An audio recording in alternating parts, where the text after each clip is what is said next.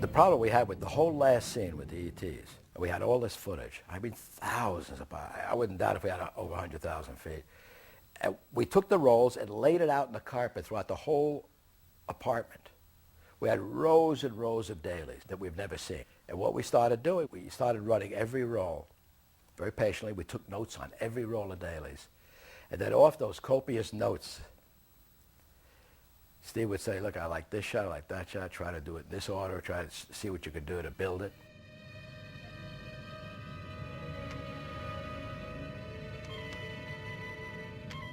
It's something I had done before, that kind of technique, just the flash cuts. So we were able to use the footage without revealing too much. But it was weird about the show. We got so paranoid after a while. We'd run outside and we'd see a cloud. And we'd say, gee, let's get this picture done before the mothership comes down. You started really believing this stuff. You know, the whole film was cut together. And when I looked at the cut, I realized that I was about 5, 6 scenes too short. Not the movie was too short, but there were scenes that just didn't give me the, you know, enough mystery, enough, you know, wow.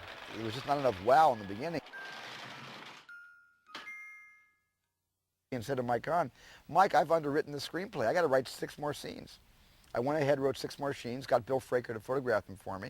We went out and we shot them. Écoutez-moi, je veux le numéro de fabrication de tous ces moteurs. Mr. Lacombe wants the numbers off the engine block.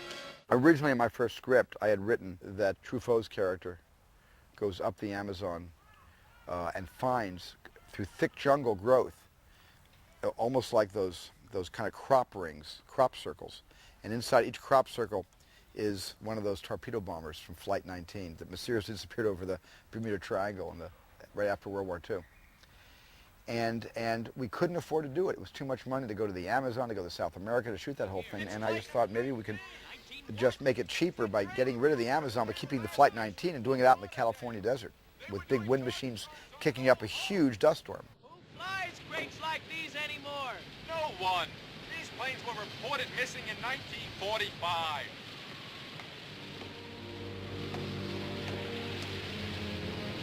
But it looks brand new. And then I also shot the whole scene, getting the big globe out of the room, rolling it down the hallway, and discovering the coordinates of latitude and longitude. That wasn't really in the script as detailed as what I went out and shot. We're going to need a geodetic survey map of Wyoming.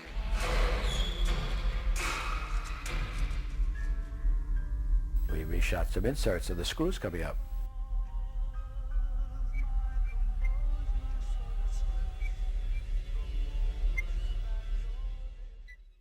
We were able to intercut that, and it gave it a lot of energy. And the same thing with the material in the fireplace.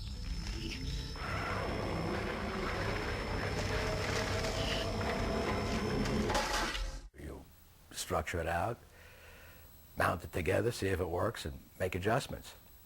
The most fun for me is making changes and adjusting and making it better.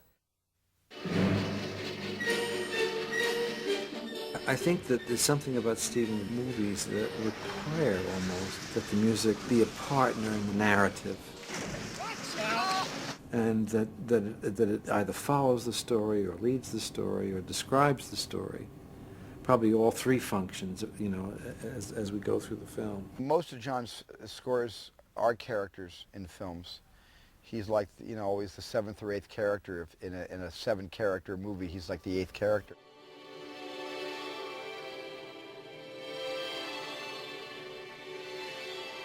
Steven is a dream for a composer because he embraces music. He wants it, needs it, appreciates it, and doesn't feel that he's failed in a particular scene if we have to bring the orchestra into the scene. He's very happy.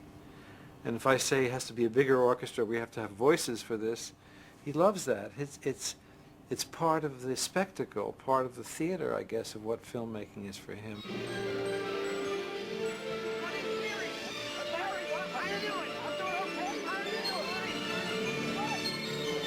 The music of Close Encounters could be divided into 2 technical groups, if you like.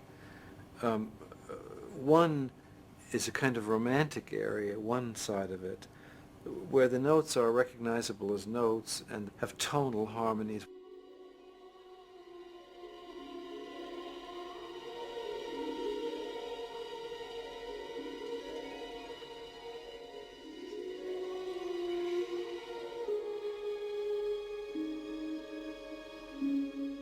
And the other part of the music, which would be non-tonal, which we're familiar with in this part of the century now, where there's no tonal relationship from phrase to phrase, note to note. It's a kind of chaos.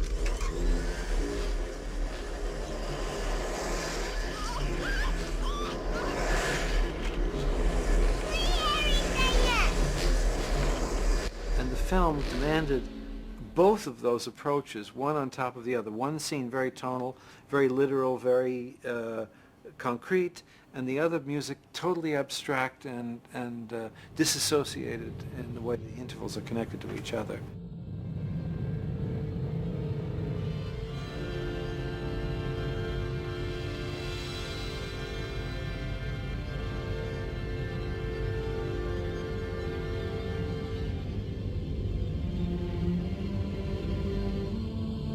The whole end of the movie, the whole scene about meet and greet and communication and then deliverance and exultate, you know. All that is such a great symphony that John has written. It was almost an opera, just a wonderful emotional opera with a little bit of When You Wish Upon a Star disguised inside some of the notes. And just a beautiful, beautiful, it's one of my favorite scores that John's ever written.